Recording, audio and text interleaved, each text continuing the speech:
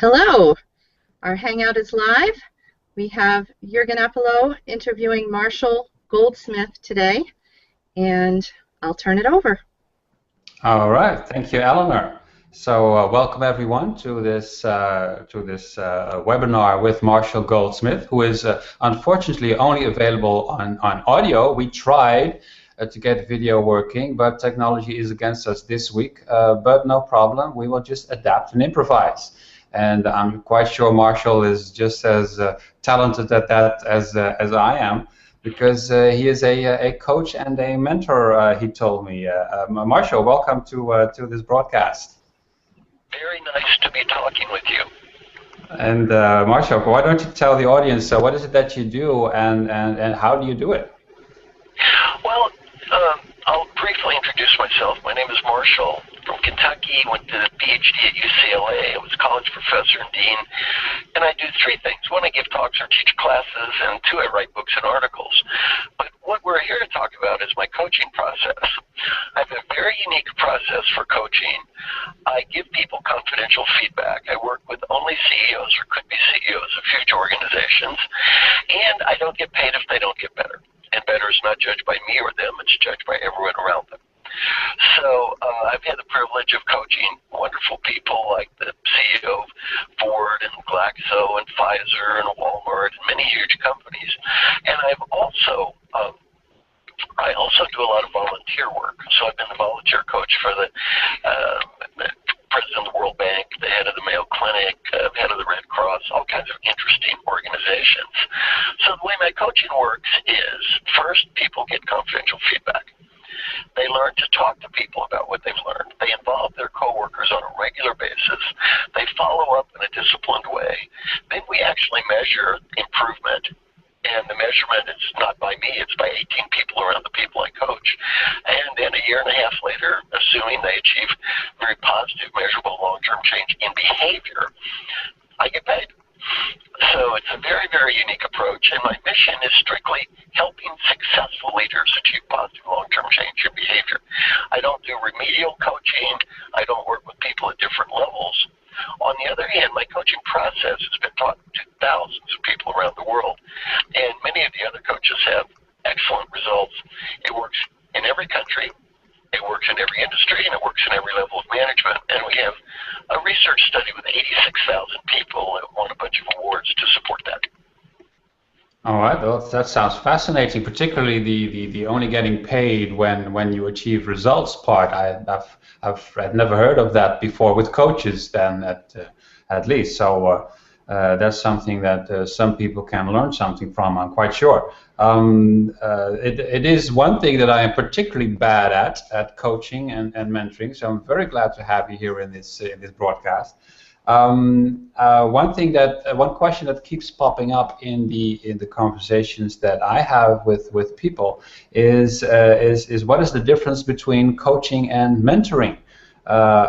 Is there an important difference, and do you think it is wise to choose specifically which role you have, or doesn't it make much of a difference in your opinion? Well, the first thing is I really never get into semantic arguments about what is the meaning of a word. One of my old teachers was Dr. Paul Hersey. He said use operational definitions. So when you define a word, say, this is what I mean when I use this word.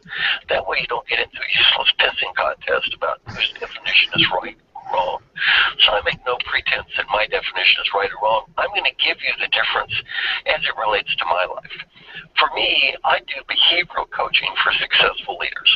All I do is help successful leaders achieve positive long-term change in behavior for themselves, their people, and their teams. There are other people that do strategic coaching. My friend David Allen does getting organized. Other people do life planning. There are many other elements of coaching that I don't do. To me, mentoring is a much broader topic. Mentoring is focused with the person to be their advocate, focused on helping them achieve positive long-term change in their career, and look at the broader picture of their life and become sort of a personal board of directors.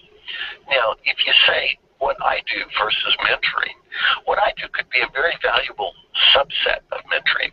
You see, you could be a mentor to a person and then help them do coaching, help them by being a coach in exactly the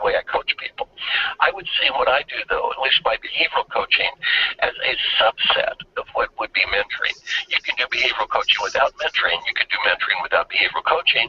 If you wanted to do behavioral coaching and mentoring, I would see it as a subset.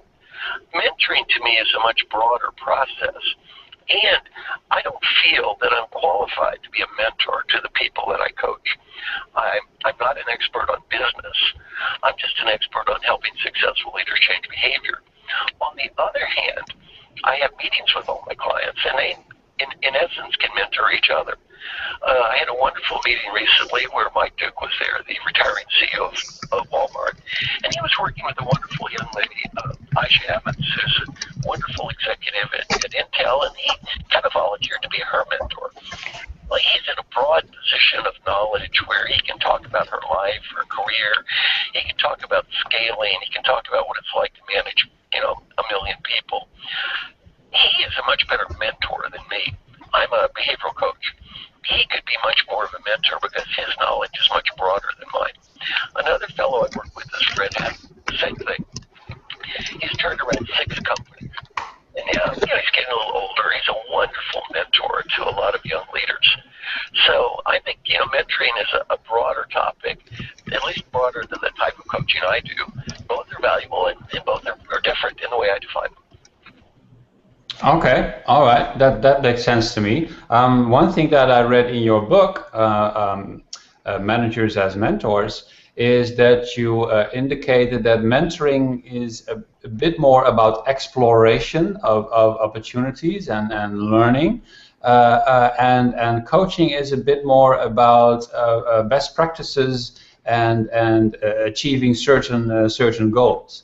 And for me, that sounded suspiciously like the difference between exploration and exploitation, as it was referred to in some systems thinking books, where basically humans and social systems need to do both. You need to explore the world, of course, in order to survive and become better. But at the same time, when you found something that is useful, you need to become better and better and better at it. And that is the exploitation of a certain niche. And I thought your distinction there seemed like a perfect fit between that exploration of a landscape and becoming better at something that you found that you want to where you want to increase your skills.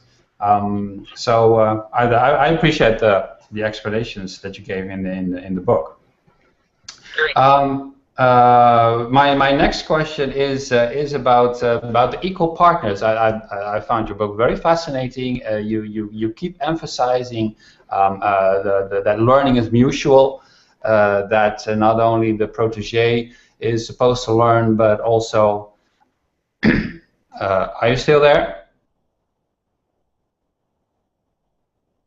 Oops, I think I lost.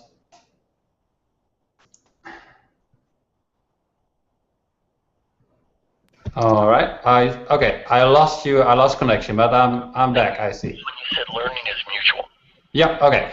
So the learning is mutual, and the not only protege is supposed to learn, but the mentor as well. But putting it bluntly, if my coach would say, well, I learned just as much as you have, then I might say, well, in that case, I want my money back. So how would you see that, Marshall? Well, let's start with in my coaching. Let's separate the two. In my coaching, I only get paid for results. Results are not as judged by me. They're judged by everyone around the person I'm coaching. And I did not tell the clients it was worthwhile. They told me it was worthwhile. So, and my clients don't have to pay me if they don't want to anyway. So, I often don't even have a contract. So this issue of I want my money back has never been an issue with me, nor do I think it ever will, since they only have to pay me if they feel like it. So to start with, for me, that's a total non-event. In terms of mentoring, though, you're making an excellent point. Many of the people that I know who are great mentors don't charge people anything. There are people in a company who are mentoring another person in a company. There are people like Mike Duke or Fred Hassan, who I mentioned, who are mentoring younger people as part of their legacy, and they're not charging people. The only people I know who I put in the mentor category who do charge people are someone like Jack Welch. Jack Welch does charge people for his mentoring, but he's dealing with people at such a high level that you see, both parties get better. Jack Welch doesn't have to do it. He doesn't need just does it because he wants to. Most of the people I know that are great mentors are not doing it for money at all. They're either doing it for free or they're doing it because they want to leave a legacy. And actually, I don't know anyone who I would consider to be in the mentoring business who's doing it to try to make a profit. I'm not saying there aren't any, but I just don't know any. Okay, oh, that's interesting feedback. So would you say that the coaching role is more often paid role than the mentoring role? Oh, yes. Yeah, in coaching, I get paid for specific results. So, in coaching in general, even if you don't get into paid for results coaching like I do, with coaching, you are there to help a person achieve a very specific goal, or you should be at least. You're there for a reason. And in the coaching, by the way, in my coaching, I learn as much from my clients as I learn from me, and I still get paid. Well, the reason is they hire me as a coach to help them achieve certain goals. The fact that I learn is a good thing for me and for them. The more I learn, the better it is for both of us. Yeah. Okay, that's perfectly understandable. And after all, the coaching relationship is meant to bring your protege closer to their goal, and your learning is a side effect of that. Exactly. For example, I just had a meeting a week and a half ago in New York with 17 top executives. We talked about life, their life, what are they going to do with their lives. It wasn't so much a coaching meeting as just a networking meeting, but I learned an incredible amount at the meeting. Well, I didn't charge them anything for the meeting. I just did it because it was good for them and good for me. Yeah, okay, all right, fantastic. So the title of your book, which is in its third edition, I believe now, Managers as Mentors, it indicates that managers could be coaches or mentors for their subordinates. But one thing that I keep thinking about, and other people have also referred to, isn't it difficult for people to discuss certain topics with their managers? Like, for example, if your goal is to have the manager's job, that is not easily discussed with your manager.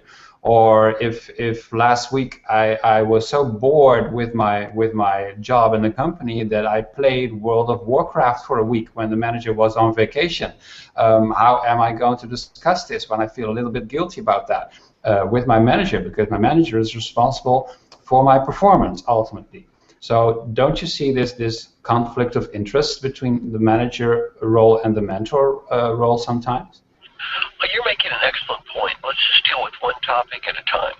Okay. One, in terms of being a mentor, I often suggest that you should consider someone who's not your immediate manager to be your mentor for exactly the reasons that you said. Two, if the manager is in the role of mentor, which I think they can be effectively, there's a difference between two terms, honesty and disclosure. See, I think honesty is good, disclosure can be stupid. And we all say and do stupid things. That doesn't mean we have to disclose everything we know. It can be perfectly healthy for me to look for another job while I'm at my present job. That's not immoral, illegal, or unethical. I'm under no moral obligation to disclose that to everyone. So in terms of a mentor, the manager who plays the role of a mentor probably will have a more limited role because there are topics that won't be discussed. And to me, that's okay. You just face the fact you don't want to be naive. Your manager does control your pay. You're not going to share stuff with your manager that's to your own detriment. That's probably not going to be happening. Well, your manager may not be the same type of mentor as an outside person. For example, if Mike Duke is a mentor to Aisha, as I mentioned, she can share stuff with him she cannot share with the CEO of Intel. Well, she doesn't report to Mike Duke. She can share other issues. So he can be a different type of mentor. On the other hand, her immediate boss could be a mentor in the sense that he knows much more about the company. He knows more about relationships in the company. He can help her build positive relationships in the company. In my book, Succession, Are You Ready? I talked about CEO succession. And that was really the CEO being a mentor to the successor, and how the CEO can help the successor build relationships, help the successor do a lot of things. So I think your points are very well taken. There's no use being naive about this. Everybody's not going to have complete disclosure with everything. And the manager who plays the role of mentor might be somewhat different than the outsider who plays the role of mentor. They can both be very helpful, though, in different ways. Right, I understand that. So it's still useful for the manager to learn mentoring skills, despite the fact that the position will be somewhat different from a mentor who is from outside the company, that you might disclose more things with. Okay, well that makes perfect sense.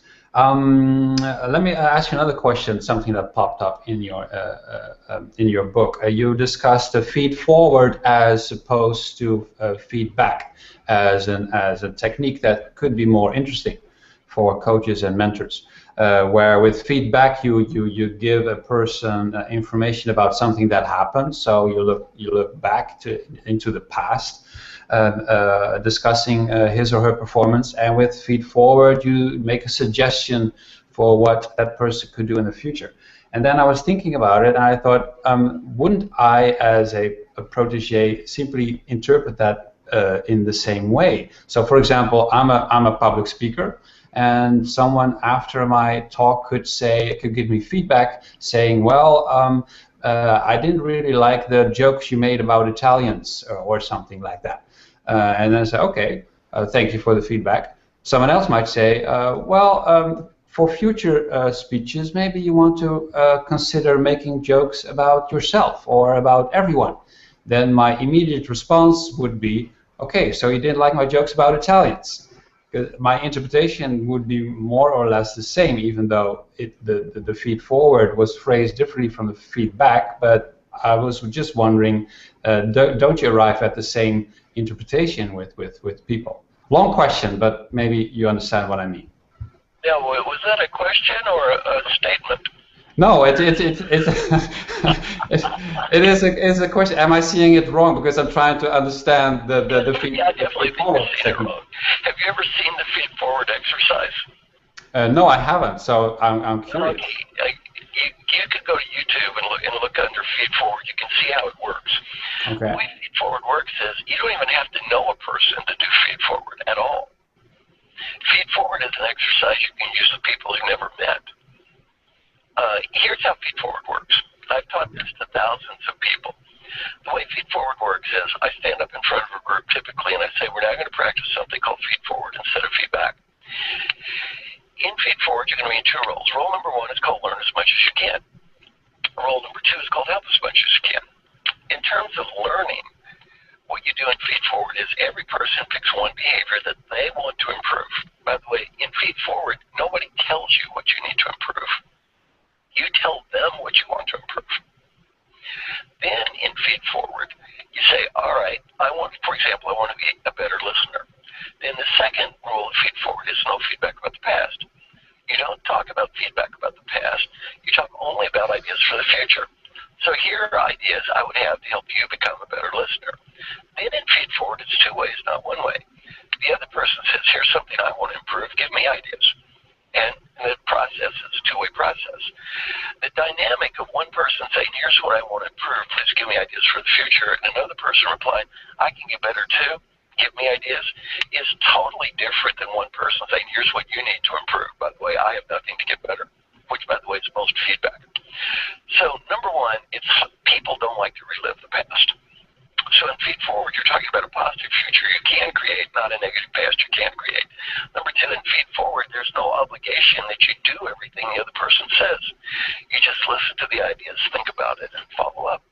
So my whole coaching is based on feed forward.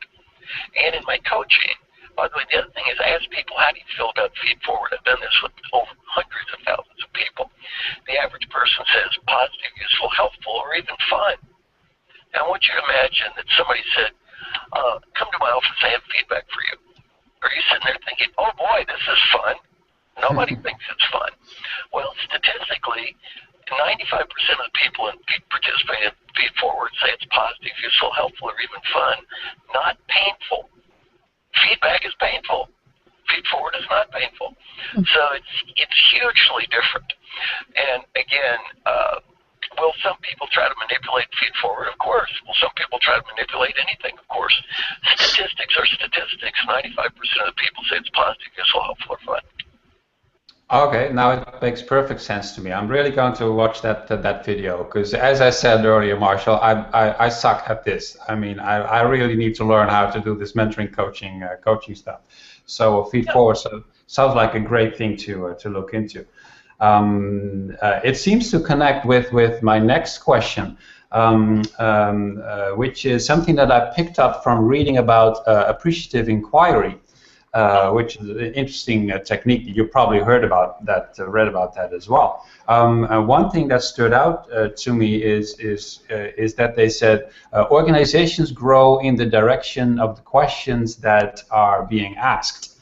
So you need to be very careful or understanding about the way that you phrase your questions, because this basically constrains the direction that the organization will grow into. Would you say that feed forward is an implementation of that? Well, I think that's right. And let me give you, I always like to give people at least one tidbit from any talk that I give that they can immediately take back and use. So I'm now going to teach you a technique and teach all your listeners a technique that you can use involving questions. All right. And this will give you an understanding of what I talk about. This is called the daily question process. Every day I have some woman call me on the phone, and she listens to me read 32 questions that I wrote and provide 32 answers that I wrote every day. And these are questions about life, such as how many times yesterday did you try to prove you were right when it wasn't worth it? How many angry or destructive comments did you make? Did you say or do something nice for your wife, your son, your daughter, your son-in-law? How many minutes did you write? How many push-ups, sit-ups? Are you updated with your clients? Every day, questions. Now, you're exactly right. These questions help focus your life.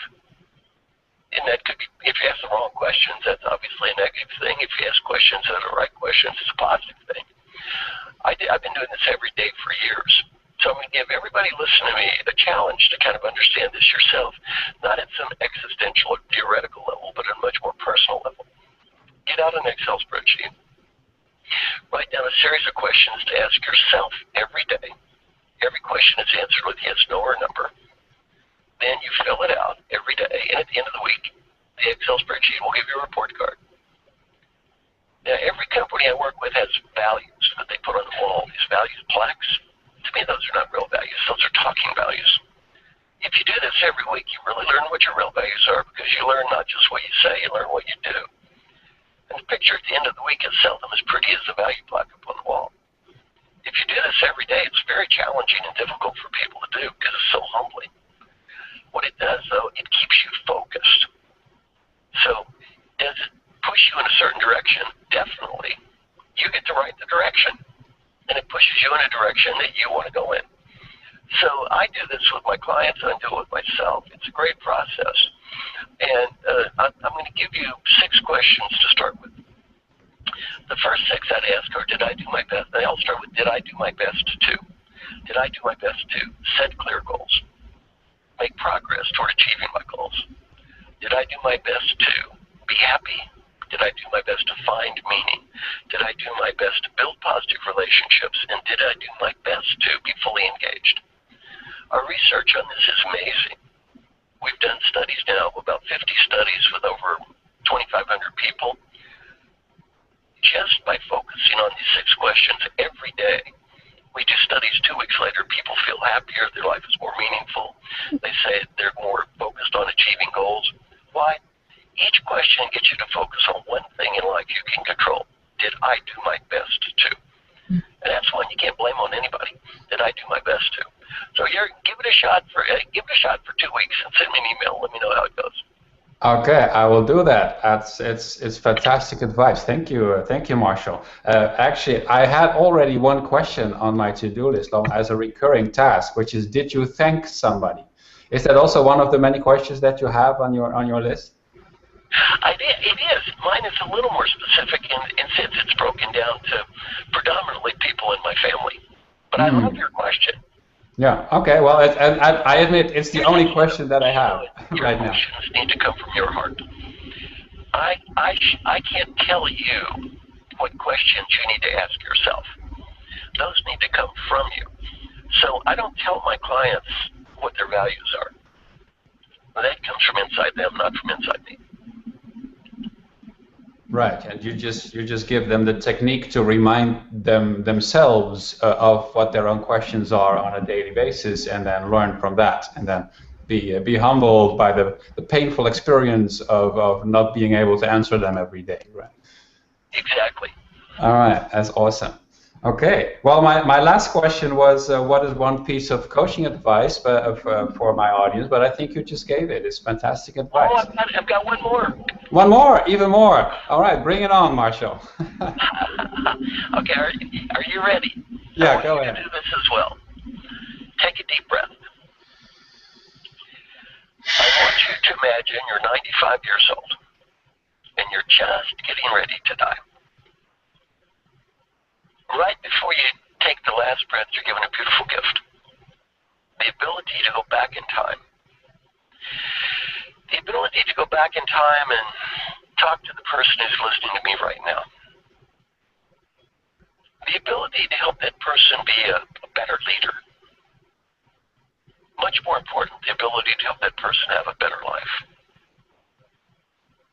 What advice would the wise 95-year-old you, who knows what was really important and what wasn't, and what mattered and what doesn't matter, what advice would that wise old person have for the you that's sitting in this room, or the you that's listening to me right now? Wow. A second and think about that. Mm-hmm. What advice would that person facing death have for you? Mm-hmm. Whatever you're thinking now, do that. In terms of performance appraisal, that's the only one that matters. You don't have to impress anybody else. Some friends of mine interviewed old folks who were dying and asked them this question: what advice would you have? On the personal side, 3 themes. Theme number 1, 3 words. Be happy now. Not next week, not next month, not next year. Be happy now. Great Western Disease, I'll be happy when I get the money status. BMW condominium, when I publish my next book. I'll be happy when. We all have the same one. Learning point from old people. I got so wrapped up chasing what I did not have. I could not see what I did have when I had everything. Learning point 2, friends and family. I'm sure many of you work in wonderful companies. When you look around your deathbed, none of your coworkers are waving goodbye. You realize these friends and family are important. They're the only ones who care today. And learning point 3, if you have a dream, go for it. Because if you don't go for it when you're 35, you may not when you're 55 or 85. It doesn't have to be a big one, maybe a little one. Go to New Zealand, speak Spanish, play a guitar. Other people think your dream is stupid. Who cares? Not their dream, it's yours. Business advice, not much different. Number 1, have fun. Life is short. Number 2, do whatever you can to help people. The main reason to help people has nothing to do with money or status or getting ahead. The main reason to help people is much deeper. The 95-year-old will be proud of you because you did. Disappointed if you don't. If you don't think that is true, interview any CEO who has retired. I've interviewed very many. Ask them a question. What are you proud of? So far, none told me how big their office was. All they ever talked about is the people they helped. Back to mentoring. The main reason to do it is it's a good thing to do. And the final advice, do what you think is right. Go for it. You may not win, but at least you tried. I'm getting old. Old people, we almost never regret the risk we took and failed. We always regret the risk we did not take. So, final thing I would like to say is thank you so much for inviting me to talk to you. Hope you found this half hour to be a little bit useful and maybe have a little better life. It's not just a little bit, it's an awesome lot. Thank you so much, Marshall. It's been very, very enlightening. So, thanks for joining. Thank you. All right. So, we switch back to Eleanor. Wow. Are you still with us, Eleanor? Eleanor is right here, tearing up over that deep advice. That was terrific. Mm-hmm. I agree there. So we have your book tour on the eve of your book tour. This is what we get to soak up. You're going to be launching in Helsinki on the 28th. Mm-hmm. Correct. So thanks to everyone who is watching, and we'll get the recorded link out very shortly. And Marshall, thanks. It was amazing. So thanks, everyone, and we'll be back soon with another very interesting webinar. All right. See you. Bye-bye. Bye-bye.